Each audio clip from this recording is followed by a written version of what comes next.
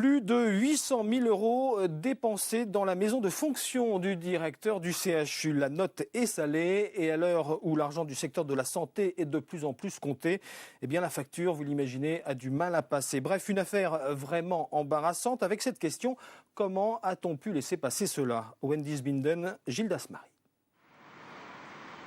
Difficile d'apercevoir le fruit du scandale, mais le voilà. C'est la maison de fonction de l'ex-directeur du CHU de Caen, en bordure de parc. Cette bâtisse de 280 mètres carrés a coûté pour sa rénovation 800 000 € engagés sur le budget du CHU, un montant exorbitant qui choque le président du conseil d'administration.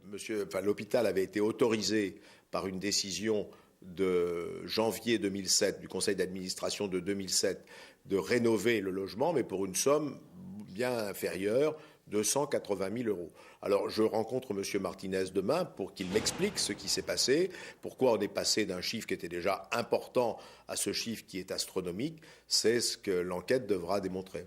Pour lui, il ne s'agit pas de malversation, mais peut-être de négligence. Une négligence coûteuse quand on sait que le centre hospitalier affiche un déficit de 9 millions € pour 2008 et qu'un syndicat avait déjà sonné l'alerte.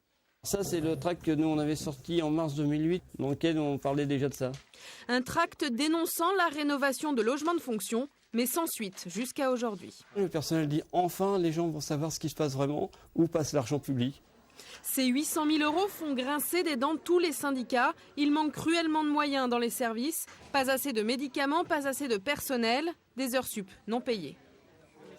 Si les sommes dépensées pour la rénovation du logement de fonction s'avèrent réelles, nous on trouve ça extrêmement choquant que d'un côté on demande au personnel de faire des efforts et des sacrifices en termes de remplacement et que de l'autre côté on se permette des dépenses somptueuses.